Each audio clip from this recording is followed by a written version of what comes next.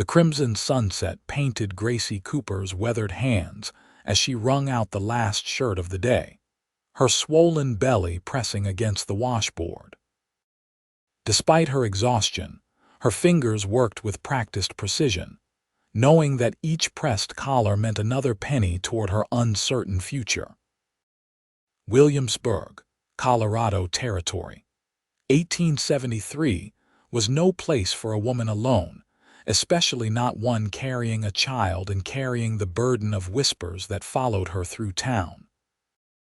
6 months pregnant and widowed, or so she let people believe, Gracie had found refuge in the only honest work available to a woman in her condition, washing the dirt, blood, and whiskey from the garments of men who barely acknowledged her existence.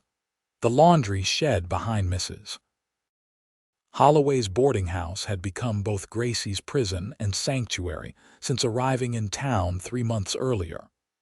The constant steam had permanently reddened her once fair complexion, and the harsh lye soap had roughened her hands beyond her 22 years. But the work kept her fed and housed, if barely. "Mrs. Cooper," Mrs. Holloway's shrill voice cut through the evening air. "There's a gentleman asking after his laundry, says he's leaving at first light." Gracie straightened her back as much as her condition would allow, wiping her damp brow with her forearm. "Coming, Mrs. Holloway." Inside the boarding house kitchen, Gracie found not the usual drifter or miner, but a tall figure who seemed to fill the modest room with his presence. His broad shoulders were dusted with the trail, hat in hand revealing sandy hair that caught the lamplight. When he turned, Gracie was struck by eyes as clear and blue as a mountain lake. "Evening, madam," he said, his voice low and smooth as river stones. "Nathan Thornton." "I dropped some shirts by yesterday." Gracie nodded, suddenly conscious of her disheveled appearance and the prominence of her belly. "Yes, Mr. Thornton. They're ready for you." Nathan's eyes flickered briefly to her midsection, before returning to her face with such careful politeness that Gracie felt a flush rise to her cheeks. Most men either stared openly or averted their eyes entirely, as if her condition were contagious. "I hope it wasn't trouble," he said. "I know it was short notice." "No trouble at all," Gracie replied, even though she'd stayed up well past midnight to finish his shirts. Work was work, and she couldn't afford to turn any away. "Let me fetch them for you." When she returned with his neatly folded shirts, he handed her payment that was noticeably more generous than her usual fee. "This is too much, Mr. Thornton," Gracie said, trying to return the extra coins. "It's fair for the rush," he insisted, his hand gently closing her fingers around the money. The brief contact sent an unexpected warmth through her tired body. "Besides, you do fine work. Never had my shirts pressed so proper." "Thank you," she murmured, unable to meet his gaze. "You new to Williamsburg. Don't recall seeing you before last week." Gracie tensed. Questions about her past never led anywhere good. "Relatively new, yes." Nathan seemed to sense her discomfort. "Well, I'm glad to have found good laundry service. I'll be back through in about 10 days if that's all right." "Of course, Mr. Thornton." Gracie nodded, surprised at her own disappointment that he would be leaving. As Nathan turned to go, his path was blocked by Mrs. Holloway, who suddenly appeared with a plate of freshly baked biscuits. "Mr. Thornton, surely you're not leaving without something for your journey.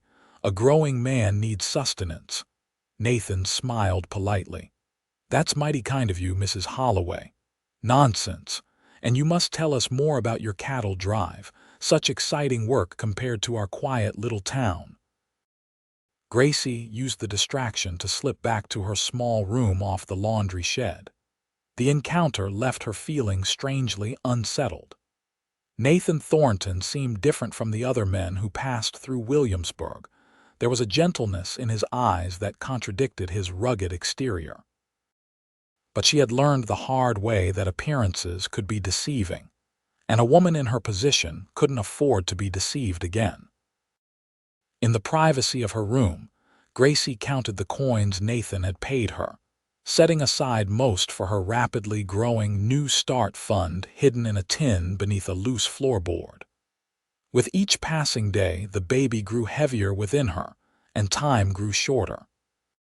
She needed enough money to move on before winter set in somewhere far enough away that her past couldn't find her, somewhere she could raise her child without shame. She placed a protective hand on her swollen belly. "Just us against the world, little one," she whispered. "But we'll manage. We always do." The next morning dawned with the particular golden light that only September in Colorado could produce. Gracie was already at work, hauling water from the well for the day's washing, when she spotted a familiar figure leading a horse down the dusty Main Street. Nathan Thornton had paused at the general store, exchanging words with shopkeeper Elias Grant. Even from a distance, there was something striking about the way he carried himself, confident, but without the swagger that so many men affected in these parts. Gracie quickly ducked back behind the pump, unsure why the sight of him made her heart quicken. She had no business noticing such things, and certainly no future that included admiring passing cowboys, no matter how kind their eyes or generous their payment. As the days passed, Gracie fell back into her routine of wash, rinse, starch, press, fold, repeat. The monotony was broken only by the occasional sharp kick from the baby, reminders that soon her life would change forever.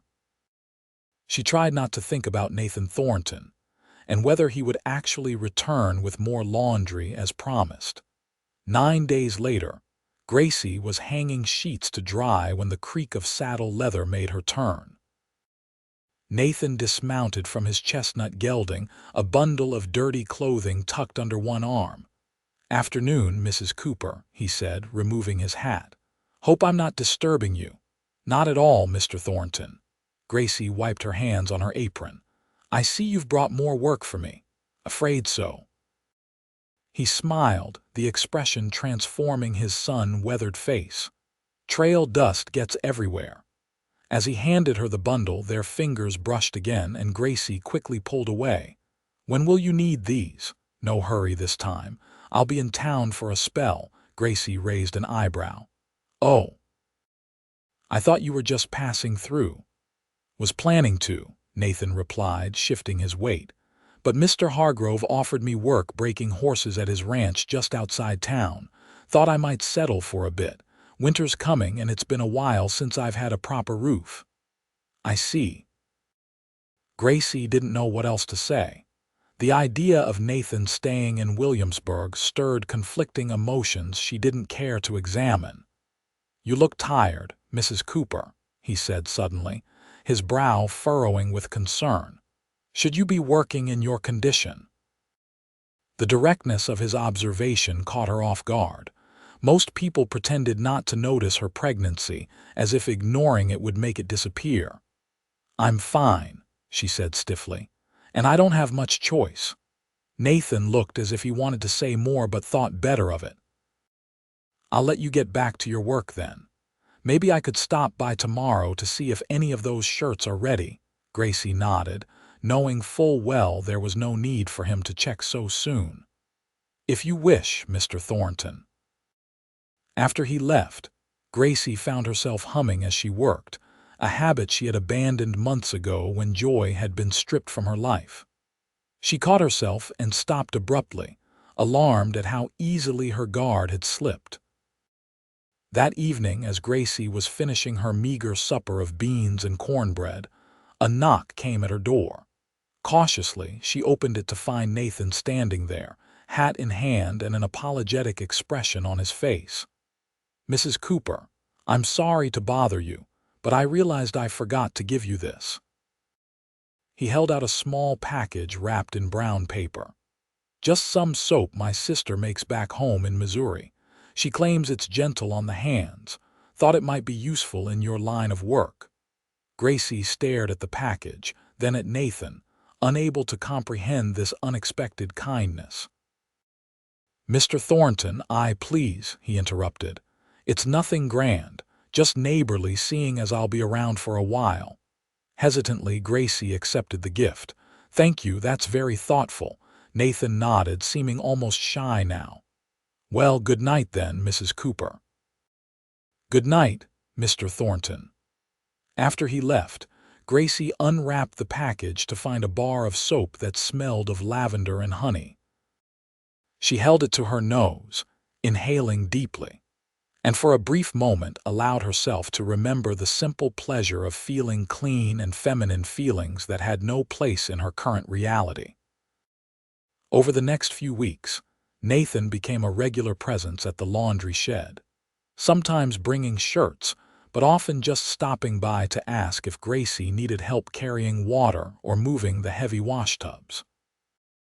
At first, she resisted his assistance, pride and caution making her wary of accepting help from anyone, especially a man. "I've managed fine on my own," she told him firmly one afternoon when he'd appeared just as she was struggling to lift a basket of wet linens. "Never said you couldn't manage," Nathan replied, taking the basket anyway. "But there's no shame in accepting a helping hand, Mrs. Cooper." "And what do you want in return for that helping hand?" Gracie asked sharply, immediately regretting the bitterness in her tone. Nathan set the basket down, his expression serious. "Not everyone wants something from you, Mrs. Cooper. In my experience, Mr. Thornton, they do."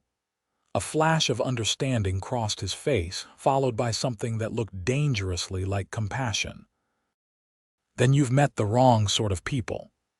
Despite her reservations, Gracie found herself looking forward to Nathan's visits. He never pried into her past, but spoke freely of his own growing up on a small farm in Missouri with 5 sisters, leaving home at 18 to find adventure, working cattle drives from Texas to Montana. "Don't you miss having roots?" Gracie asked him one day as he helped her hang laundry. Her fingers were particularly stiff that morning, the autumn chill settling into her joints. Nathan handed her another clothespin. "Sometimes, but the open country gets in your blood. There's something about waking up to a new horizon that feels like freedom." "Freedom," Gracie echoed, the word tasting strange on her tongue. It had been so long since she'd felt anything close to free. "But lately I've been thinking there might be other kinds of freedom," Nathan added, glancing at her briefly before looking away. "The kind that comes from building something lasting." October brought colder nights and the first dusting of snow on the distant peaks. Gracie's baby grew increasingly active, as if impatient to meet the world. Her back ached constantly now, and each day's work took a greater toll. She was saving every penny but feared it wouldn't be enough to get her through the winter, let alone to a new start elsewhere. One afternoon, as Gracie was sorting through a pile of mending, Mrs. Holloway burst into the laundry shed, her face pinched with disapproval. "There's been talk, Mrs. Cooper," she said without preamble, "about you and that cowboy." Gracie's hand stilled. "What cowboy would that be, Mrs. Holloway? Don't play innocent with me. Mr. Thornton is here almost daily and people are starting to wonder. A pregnant woman entertaining a man, it's scandalous." "There's nothing scandalous about a customer bringing his laundry," Gracie replied evenly, though her heart raced. "And occasionally helping with heavy lifting." Mrs. Holloway sniffed. "Well, it looks improper, and this establishment has a reputation to uphold. I've been more than charitable letting you stay here in your condition." The threat was clear. Gracie swallowed hard. "I understand, Mrs. Holloway. I'll speak with Mr. Thornton." After Mrs. Holloway left, Gracie sank onto a stool, one hand pressed against her belly as the baby kicked vigorously, as if protesting on her behalf. She had grown too comfortable, too careless. Nathan's friendship, and she had to admit it had become friendship, was a luxury she couldn't afford. The next day, when Nathan appeared, Gracie forced herself to speak the words she'd rehearsed all night. "Mr. Thornton, I appreciate your business and your help, but I think it would be best if you found another laundress." Nathan's expression shifted from surprise to concern. "Have I offended you somehow, Mrs. Cooper?" "No," Gracie said, keeping her voice steady. "But your frequent visits here have caused talk, and I can't risk losing my position." "I see." Nathan's jaw tightened. "And if I promise to bring only laundry at appropriate times?" "It would be better if you didn't come at all." The hurt that flashed across his face made Gracie's chest tighten painfully. She hadn't realized how much she would miss seeing that face until she was forcing it away. "If that's what you want," Nathan said quietly. "It's what I need," Gracie corrected, looking down at her hands. "Goodbye, Mr. Thornton." After he left, Gracie threw herself into her work with renewed intensity, ignoring the emptiness that seemed to grow with each passing day. She told herself it was for the best attachments were dangerous, especially for someone like her. The baby would be her only concern, her only love. A week later, Gracie was shopping for thread at the general store when she overheard two women gossiping by the fabric bolts. "And Mr. Thornton rescued the Wilkins boy from that frozen pond. Jumped right in without hesitation. Could have died himself from the cold. So brave. And I hear he's been helping the widow Jenkins repair her roof before winter sets in properly. Such a fine man. My Louisa says he's the most eligible bachelor to come through Williamsburg in years." Gracie pretended to examine spools of thread while her heart constricted. Of course, Nathan would be helping others, it was in his nature. And of course the young women of Williamsburg would notice such a man. He deserved someone whole, someone without her complicated past, someone who could offer him a future unburdened by scandal. As November deepened, so did Gracie's worry. The baby could come any day now, and her plans for leaving Williamsburg seemed increasingly impossible.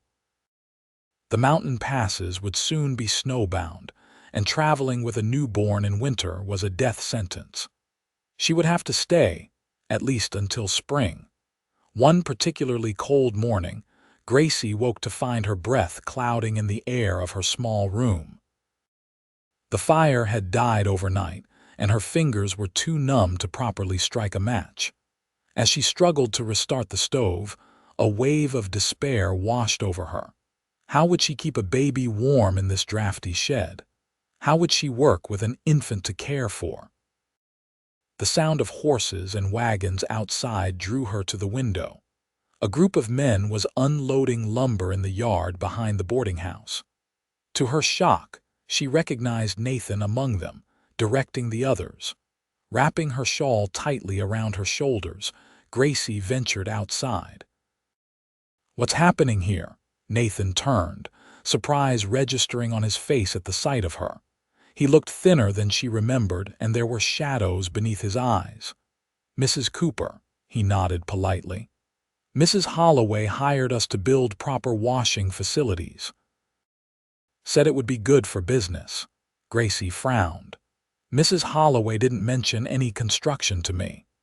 "The idea was to surprise you," came Mrs. Holloway's voice from behind. The older woman approached, looking unusually pleased with herself. "Mr. Thornton suggested that a woman in your condition shouldn't be working in an unheated shed through winter. He's very persuasive." Nathan looked uncomfortable under Gracie's questioning gaze. "It's just good business sense," he said. "Can't have the town's laundress freezing to death." For the next several days, Gracie worked to the symphony of hammers and saws as Nathan and 3 other men constructed in addition to the shed a proper room with insulated walls, a larger stove, and a system of pulleys for hanging laundry indoors during inclement weather. Despite her initial resolve to maintain distance, Gracie found herself bringing coffee to the workers and occasionally offering suggestions about the layout. Nathan was unfailingly polite, but kept his interactions brief and professional, respecting the boundaries she had established. On the third day of construction, as Gracie was examining the new drying apparatus, she felt a sharp pain lance through her abdomen. She gasped, clutching at a support beam.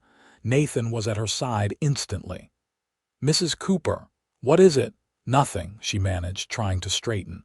"Just a twinge." Another pain gripped her, stronger than the first, and this time she couldn't suppress a small cry. "That's not nothing," Nathan said firmly. "Is it the baby?" Gracie nodded reluctantly. "But it's too early yet. Probably just false pains. Let's not take chances." Nathan called to one of the other workers. "Jim, fetch Doc Patterson. Now." "No," Gracie protested. "I don't need," but her words were cut off by another contraction that left her breathless. Without hesitation, Nathan scooped her into his arms as if she weighed nothing and carried her into the boarding house, ignoring Mrs. Holloway's startled exclamations. "Which room is hers?" he demanded. "The small one off the laundry shed, but surely you can't. That cold box. Not a chance." Nathan carried Gracie upstairs to the main house. "She needs a proper bed and a fire." Mrs. Holloway hurried ahead, opening doors until she found an unoccupied room. "This one's free, but Mr. Thornton, it's not appropriate for you two. With all due respect, madam, I grew up with 5 sisters and helped deliver more than one foal and calf. I know enough to get things ready for the doctor." His tone brooked no argument. "Now, we need hot water, clean linens, and as many blankets as you can find." Gracie wanted to object to being handled like a child, but the pains were coming faster now, and fear was beginning to eclipse her pride. As Nathan gently laid her on the bed, she caught his hand. "Stay," she whispered. "Please." The surprise in his eyes gave way to determination. "I'm not going anywhere." The next several hours passed in a blur of pain and fear for Gracie. Doc Patterson arrived and took charge, his calm efficiency a ballast in the storm of her labor. Nathan remained, not in the birthing room itself, but just outside the door, a steadfast presence that somehow gave Gracie strength when her own began to fail. As night fell and her labor intensified, Gracie heard Mrs. Holloway urging Nathan to get some rest. "You can't do anything for her now," the older woman said. "This is women's business." "I promised I'd stay," came his quiet reply, "and I mean to keep that promise." In the darkest hour before dawn, when Gracie was certain she could endure no more, her daughter finally entered the world with a strong, indignant cry that seemed to challenge the very universe that had made her birth so difficult. "A beautiful girl," Doc Patterson announced, wrapping the squalling infant in a clean blanket before placing her in Gracie's trembling arms. Gracie gazed down at the tiny, perfect face, overwhelmed by a love so fierce it bordered on pain. "Hello, little one," she whispered. "I've been waiting for you." After ensuring both mother and child were stable, Doc Patterson stepped outside to where Nathan had maintained his vigil. "You can come in now," Gracie heard the doctor say. "Just briefly, mind. They both need rest." When Nathan entered, his face pale with exhaustion and worry, Gracie felt a sudden shyness. This moment seemed too intimate to share, yet she found herself wanting him to see what she had created. "Mrs. Cooper," he said softly, approaching the bed. "How are you feeling?" "Like I've been trampled by a herd of buffalo," Gracie admitted with a weak smile. "But it was worth it. Would you like to meet her?" Nathan moved closer, his expression softening as he looked down at the baby. "She's perfect," he breathed. "Just like her mother." The simple compliment brought unexpected tears to Gracie's eyes. "Thank you for everything. I don't know what I would have done if you hadn't been here." "You'd have managed," Nathan said with quiet confidence. "You're the strongest person I know, Gracie Cooper." It was the first time he had used her given name, and somehow it felt right in that moment of new beginnings. "What will you call her?" he asked. Gracie looked down at her daughter, considering. "Lily," she decided. "Lily Hope Cooper. It suits her." Nathan smiled. Strong but delicate, like her mother. In the days that followed, Gracie was surprised by the kindness shown to her and Lily. Mrs. Holloway insisted they remain in the proper bedroom until Gracie was fully recovered, and the women of Williamsburg took turns bringing meals and offering help with the baby. Most surprising was Nathan's continued presence. Though he maintained a respectful distance, he completed the work on the laundry shed and added special touches: a rocking chair placed near the new window, a handcrafted cradle that could be moved between the work area and Gracie's sleeping quarters. "You didn't need to do all this," Gracie told him when she was finally strong enough to inspect the improvements. "Wanted to," Nathan replied simply. "A baby changes things. Thought you might need a proper setup." As December arrived with its shortest days and longest nights, Gracie established a new routine. She worked when Lily slept, taking advantage of the improved facilities that made her job less physically demanding. The women who brought their family laundry often cooed over the baby, and even Mrs. Holloway seemed to soften in the presence of the infant, occasionally offering to watch Lily for short periods. Nathan visited every few days, always with a practical reason: checking the stove's drawer, reinforcing a shelf, bringing firewood. Though he never stayed long, Gracie found herself watching the clock on the days she expected him, her heart lifting at the sound of his boots on the porch steps. One evening, as snow fell gently outside, Nathan arrived with a small bundle wrapped in oilcloth. "For Lily," he said, handing it to Gracie. "If that's all right."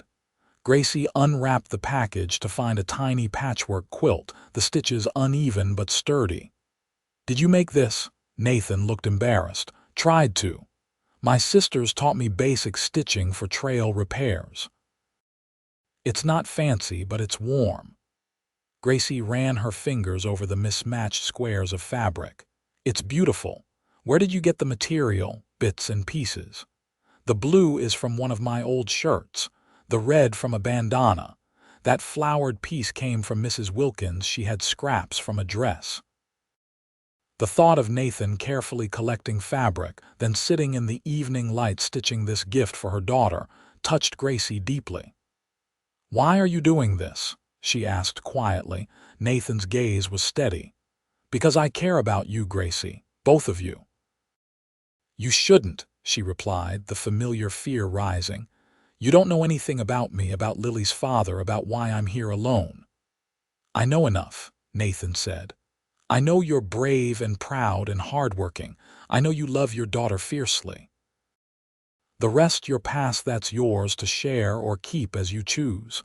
Gracie shook her head, tears threatening. "My past would make you think differently of me." "Try me," Nathan challenged gently. Perhaps it was exhaustion, or the disarming sincerity in his eyes, or simply the weight of carrying her secrets alone for so long. But Gracie found herself speaking words she had vowed never to reveal. "I was a maid in a fine house in Denver," she began, her voice barely above a whisper. "The master's son, he took an interest in me, said he loved me, promised marriage." She laughed bitterly. "I was young and foolish enough to believe him. When I told him about the baby, he denied everything, said I was trying to trap him. His mother offered me money to disappear. When I refused, they accused me of theft."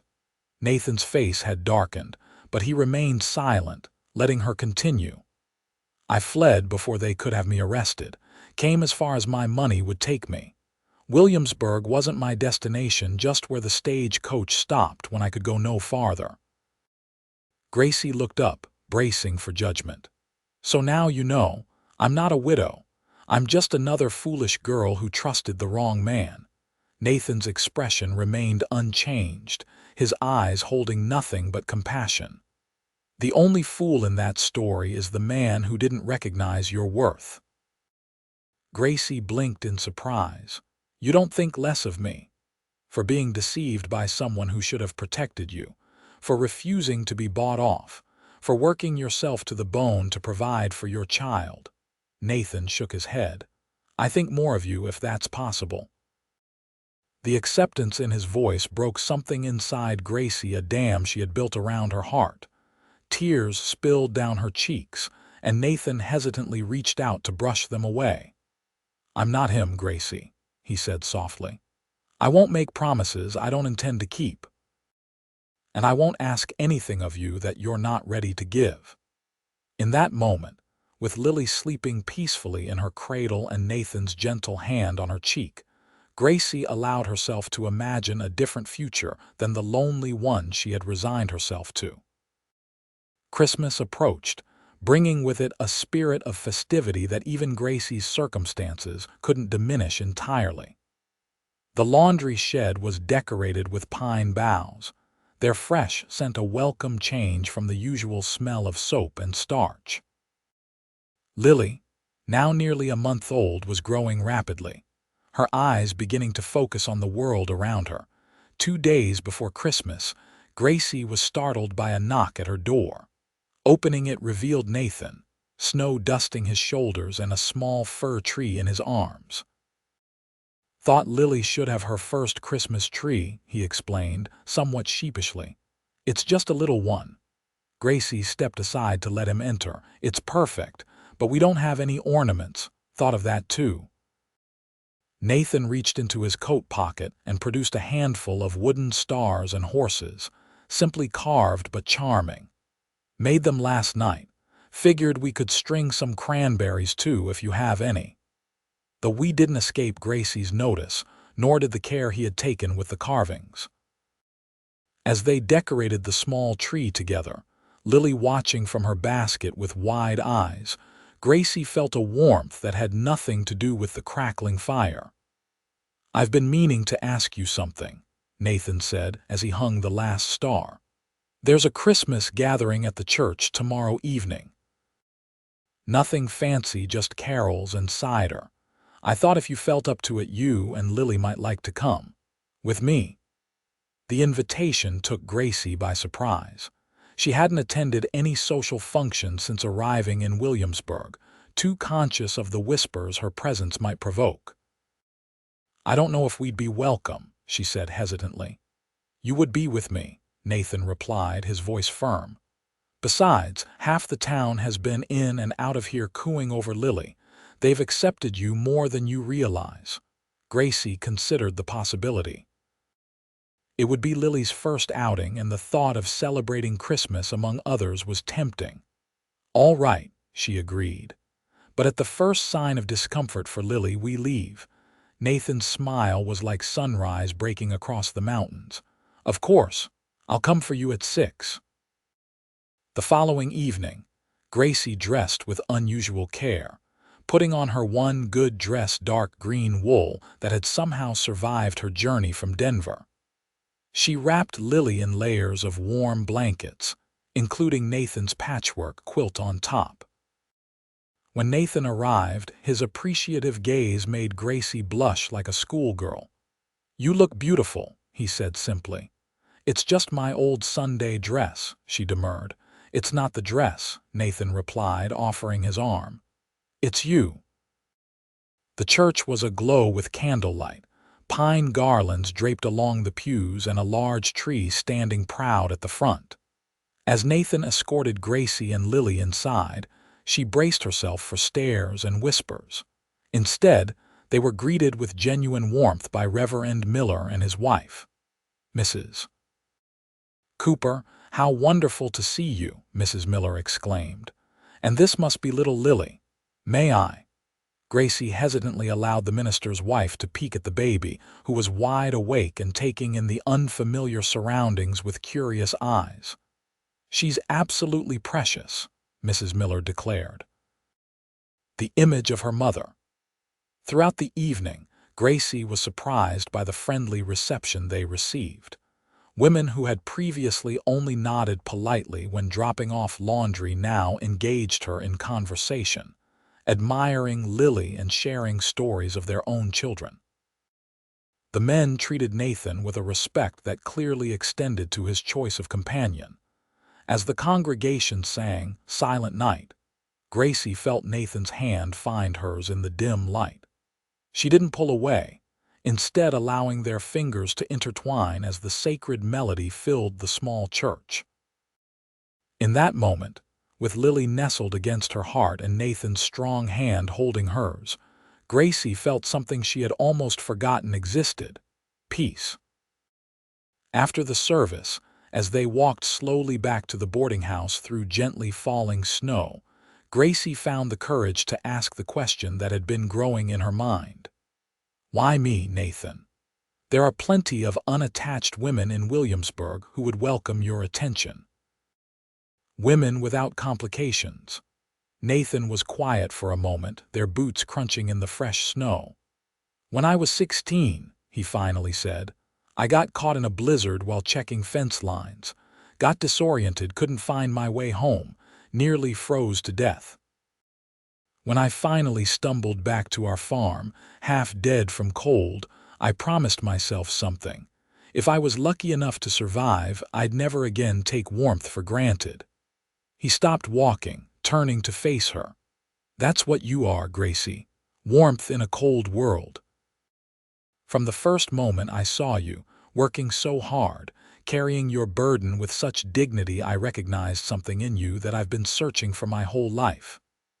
"And Lily?" Gracie asked, her voice barely audible over the soft hiss of falling snow. "She's part of me now, always will be." "Lily is a blessing," Nathan said, his gaze dropping to the bundle in her arms. "Any man worthy of you would see that." Gracie's heart swelled with emotions too complex to name. "I'm afraid," she admitted. "Afraid to trust, afraid to hope." "I know," Nathan nodded. "And I'll wait until you're not afraid anymore, however long that takes." Christmas morning dawned clear and bright, the world transformed into a sparkling wonderland of white. Gracie woke to Lily's hungry cries and the sound of activity in the kitchen below. After feeding and changing the baby, she wrapped her warmly and ventured downstairs to find Mrs. Holloway preparing a feast that seemed excessive for the handful of boarders currently in residence. "Merry Christmas, Mrs. Cooper," the landlady greeted her. "I hope we didn't wake you." "Not at all," Gracie replied. "Lily is my alarm clock these days." "Well, bring her in here by the stove where it's warm. Breakfast will be ready shortly and we're expecting guests for dinner at 2. "Guests?" Mrs. Holloway nodded, stirring a pot of porridge. "Mr. Thornton arranged it. Said no one should eat Christmas dinner alone, so he's bringing some of the ranch hands who don't have family nearby. Hope you don't mind." "Mind?" Gracie was stunned by the thoughtfulness of the gesture. "Of course not. Can I help with anything?" "You can set the table when you've had your breakfast, and perhaps wear that green dress again. It becomes you." The day passed in a flurry of preparation and celebration unlike anything Gracie had experienced in years. Nathan arrived just before 2, bringing not only the promised ranch hands but also small gifts for everyone: handkerchiefs for the men, hair ribbons for Mrs. Holloway, a tiny silver rattle for Lily that he'd bought from a traveling peddler. For Gracie, there was a slender volume of poetry. "Something besides laundry to fill your evenings," he explained quietly when she opened it. The dinner was boisterous and joyful, the simple boarding house dining room transformed by goodwill and shared laughter. Gracie found herself smiling more than she had in months, watching Nathan interact with the others, the way he made sure everyone was included in conversation, how he held Lily with confident tenderness when Gracie needed both hands to eat. Later, after the others had retired to the parlor for coffee, Gracie and Nathan stood in the kitchen washing dishes side by side. "Thank you for today," Gracie said. It was the most wonderful Christmas I can remember." "You deserved it," Nathan replied, drying a plate with careful attention. "Both of you did." Gracie's hands stilled in the dishwater. "Nathan, she hesitated, uncertain how to express the feelings that had been growing inside her. "You don't have to say anything," he assured her. "Like I said, I'm willing to wait. But what if I don't want to wait anymore?" Gracie asked, surprising herself with her boldness. "What if I'm ready to trust again, to trust you?" Nathan set down the plate and towel, turning to face her fully. "Are you sure? I don't want you to feel rushed." In answer, Gracie reached up to touch his cheek, her wet fingers leaving droplets in his beard. "I've never been more sure of anything." When Nathan kissed her, it was gentle and reverent, as if she were something precious that might break. Gracie responded with a hunger that surprised them both, her arms winding around his neck as years of loneliness and fear melted away in the warmth of his embrace. A cry from Lily's basket in the corner broke them apart, both breathless and flushed. "She has perfect timing," Nathan laughed softly. "She's good at reminding me of priorities," Gracie agreed, going to lift her daughter. Nathan followed, standing close enough that Gracie could feel his warmth against her back. "You're both my priority now," he said, his voice low and serious. "If you'll let me, I want to take care of you." "Both of you." Gracie turned to face him, Lily cradled between them. "What are you saying, Nathan?" "I'm saying I love you, Gracie Cooper. I think I've loved you since that first day when you handed me my laundry and tried to give back my extra coins. I'm saying I want to be a father to Lily, to watch her grow up strong and brave like her mother. I'm saying," he took a deep breath, "I'm asking if you'll marry me." Gracie felt tears spring to her eyes. "You don't have to do this. I'm not asking you to save me." "I know that," Nathan said firmly. "You're perfectly capable of saving yourself. This isn't about obligation. It's about love. It's about choosing to build a life with you and Lily, because that's the only future that makes sense to me now." Looking up into his earnest blue eyes, Gracie could see nothing but truth and devotion. The last of her defenses crumbled. "Yes," she whispered. "Yes, I'll marry you." Nathan's face lit with joy as he gathered both Gracie and Lily into a gentle embrace. "You've just made me the happiest man in Colorado territory." News of their engagement spread quickly through the small community of Williamsburg. To Gracie's relief, the response was overwhelmingly positive. The women who came for their laundry offered congratulations and advice, while the men clapped Nathan on the shoulder with knowing grins. Reverend Miller agreed to perform the ceremony in 2 weeks' time, just enough time for Gracie to finish a simple wedding dress from fabric Nathan insisted on purchasing from the general store. "Nothing too fancy," Gracie had protested when he'd shown her the bolt of cream-colored wool with tiny blue flowers. "It's not as if I'm a young bride." "You're my bride," Nathan had replied, "and you deserve something beautiful." The morning of the wedding dawned crisp and clear, the January sky a perfect blue that matched Nathan's eyes. Mrs. Holloway had taken charge of 6-week-old Lily, declaring that a bride shouldn't have to worry about a fussing baby while saying her vows. "She'll be fine with me," the landlady assured Gracie. "This isn't my first time with an infant, you know." The transformation in Mrs. Holloway still amazed Gracie. The stern, sometimes prickly woman had become Lily's most devoted admirer, even going so far as to insist that Gracie and Nathan continue to occupy a room in the main house after their marriage, at least until you find a proper place of your own. As Gracie dressed for the ceremony, she caught sight of her reflection in the small mirror above the washstand. The woman who looked back at her seemed a stranger, cheeks flushed with anticipation rather than hollow with worry, eyes bright with hope instead of dull with fear. The simple dress, with its high neckline and fitted bodice, transformed her work-worn figure into something almost elegant. A knock at the door preceded Mrs. Miller, the minister's wife, who had come to help with the finishing touches. "Oh, Gracie," she breathed. "You look absolutely lovely." "Do I?" Gracie asked, suddenly nervous. "It's been so long since I've worn anything but work dresses. I feel strange." "You look like exactly what you are, a woman in love." Mrs. Miller fastened a sprig of winter greenery in Gracie's hair. "And Nathan won't be able to take his eyes off you." The small church was filled to capacity when Gracie arrived. It seemed the entire town had turned out for the occasion. As the piano began to play, and Gracie walked alone down the aisle having no family to give her away, she saw only Nathan waiting for her at the altar, his face radiating such love and pride that her steps quickened of their own accord. Standing before Reverend Miller, hands joined with Nathan's, Gracie felt the weight of her past finally lift.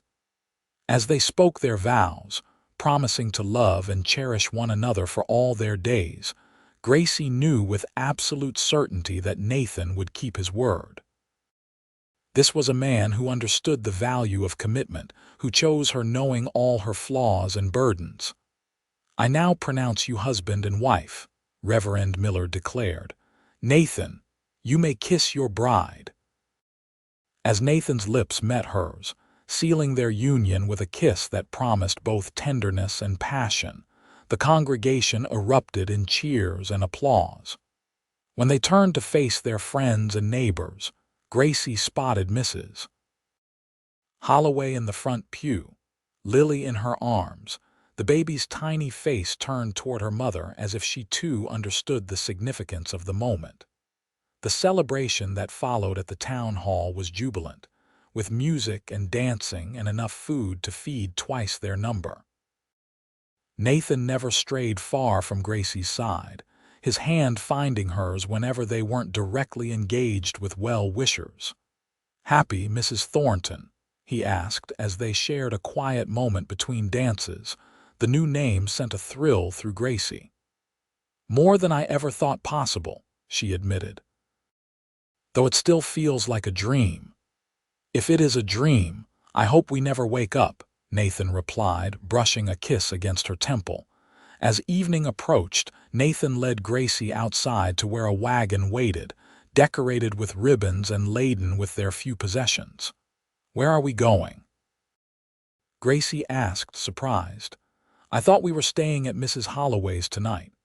"Change of plans," Nathan smiled. "I have a wedding present for you." Curious, Gracie allowed him to help her into the wagon, making sure Lily was securely nestled in her arms before taking up the reins. They drove for about 20 minutes, following the road that led west out of town until they came to a small cabin set back from the road, smoke curling from its chimney. "Nathan, what is this?" "Our home," he said simply. "If you like it."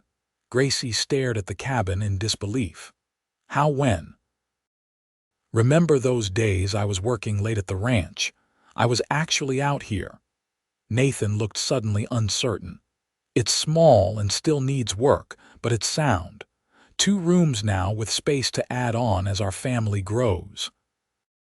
Hargrove sold me 5 acres with it, enough for a good garden and maybe some chickens."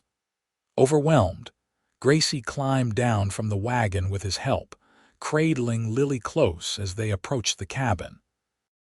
The door was decorated with a wreath of pine and winter berries, a welcoming sight in the gathering twilight. Inside, Gracie found a simple but comfortable home. A fire burned cheerfully in the stone fireplace, illuminating the main room with its wooden table and chairs, a rocking chair placed near the hearth, and a curtained alcove that presumably led to the bedroom. Someone, Mrs. Miller, perhaps, had placed a vase of dried flowers on the table and hung clean curtains at the windows. "It's perfect," Gracie whispered, tears threatening. "Absolutely perfect. There's one more thing." Nathan disappeared into the bedroom, returning with something covered by a blanket. With a flourish, He pulled the blanket away to reveal a beautifully crafted cradle. Made it myself. Oak should last for generations. Gracie carefully laid Lily in the cradle, watching as her daughter's eyes widened at the new surroundings before slowly closing in sleep. When she straightened, Nathan was waiting with arms outstretched. "Welcome home, Mrs. Thornton," he murmured as she stepped into his embrace. "Home," Gracie echoed, the word filling her with contentment. After years of wandering, of fear and uncertainty, she had found her place in the world in this simple cabin, with this good man, and the child they would raise together. Later, as they lay together in the quiet darkness of their new bedroom, Nathan's arms wrapped securely around her, Gracie marveled at the journey that had brought her to this moment. From desperate flight to hard-won happiness, from isolation to belonging, all because a cowboy had brought his shirts to be laundered and seen beyond her circumstances to the woman beneath. "What are you thinking?" Nathan asked softly, his breath warm against her hair. "I'm thinking about laundry," Gracie replied with a smile he couldn't see but surely felt. "Laundry," Nathan chuckled. "That's not very romantic." "Oh, I don't know," Gracie turned in his arms to face him. "If not for laundry, we might never have met. You might never have brought me your shirts and later your proposal. I'd have found you somehow," Nathan said with quiet conviction. "Some things are meant to be." As Gracie drifted toward sleep in the arms of her husband, Lily sleeping peacefully in her cradle nearby, she found herself believing in that possibility that some force greater than chance had guided them to each other, that love could indeed conquer the wounds of the past, and that sometimes life offered second chances to those brave enough to take them. Spring arrived in a riot of wildflowers, painting the meadow behind the Thornton cabin in vibrant hues of blue, yellow, and purple. Gracie, now firmly established as Mrs. Thornton, had embraced her new life with the same determination she had once applied to survival. The laundry business continued, though on a much smaller scale. With Nathan's encouragement, Gracie had become more selective about her clientele, focusing on fine linens and special items that required her expert touch. This allowed her to work from home while caring for Lily, who at 6 months old was a cheerful, curious baby with her mother's dark curls and her adoptive father's blue eyes. Nathan had proven himself every bit the man Gracie had believed him to be: patient, hardworking, and endlessly devoted to his new family. His position at Hargrove's ranch provided steady income, and his skill with horses had earned him a reputation throughout the county. In the evenings, he would return home to regale Gracie with stories of his day while bouncing Lily on his knee, the baby's delighted giggles filling their small home with joy. On a particularly fine April morning, Gracie was hanging laundry on the line outside when she heard the familiar sound of Nathan's horse approaching.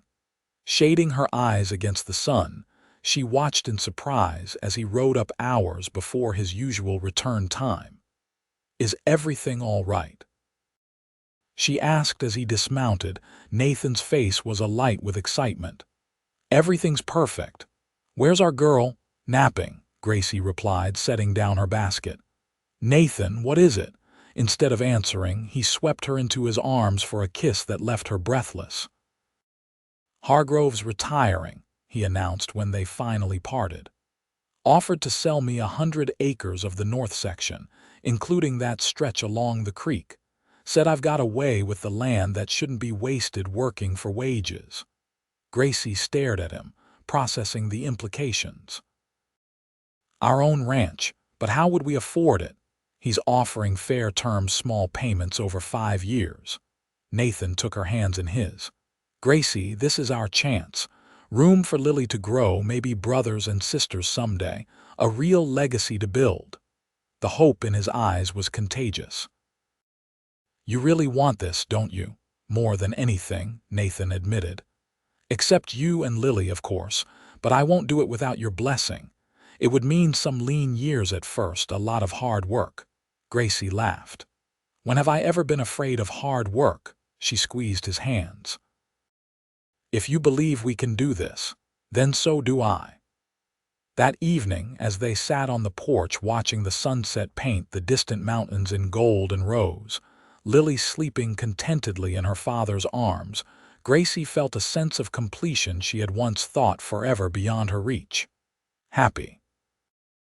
Nathan asked, echoing the question he had first asked her on their wedding day. Gracie leaned her head against his shoulder. "Perfectly," she replied. "I never imagined my life could be so full. And to think," Nathan mused, "it all started with a pile of dirty shirts." "And ended with a proposal," Gracie finished, turning her face up for his kiss as the first stars appeared in the darkening sky. In the years that followed, the Thornton ranch flourished under their care. 2 sons joined Lily James Nathan, born in the winter of 1875, and William Daniel, arriving in the summer of 1877. The family's reputation for integrity and hard work spread throughout the territory, and their home became known as a place of warmth and welcome for travelers and neighbors alike. Gracie never returned to full-time laundry work, but she maintained her skills, teaching both Lily and her daughter-in-law someday the secrets of removing the most stubborn stains and pressing the most delicate fabrics. The lessons became a link between generations, a reminder of the humble beginnings from which their family's prosperity had grown. On their 20th wedding anniversary, as they sat surrounded by their children and the first of their grandchildren, Nathan presented Gracie with a small wooden box. "What's this?" she asked, opening it to find a carefully preserved piece of fabric, a shirt collar, yellowed with age. "The first shirt you ever washed for me," Nathan explained. "I saved it all these years." Gracie touched the worn fabric, tears welling in her eyes. "You sentimental fool," she whispered, leaning across to kiss him softly. "The best decision I ever made was bringing my laundry to you," Nathan said, his voice rough with emotion. "And the second best was gathering my courage to bring you my proposal." As their family laughed and talked around them, Gracie reflected on the journey that had brought them to this moment, from a frightened, pregnant laundress and a kind-hearted cowboy to partners in life, love, and legacy. What had begun as a simple transaction had blossomed into a bond that had weathered every storm and celebrated every joy in the end. It wasn't just about clean shirts or marriage proposals. It was about finding home in each other's hearts, about building a life stitch by careful stitch, and about the courage to believe that love, once found, was worth holding on to forever.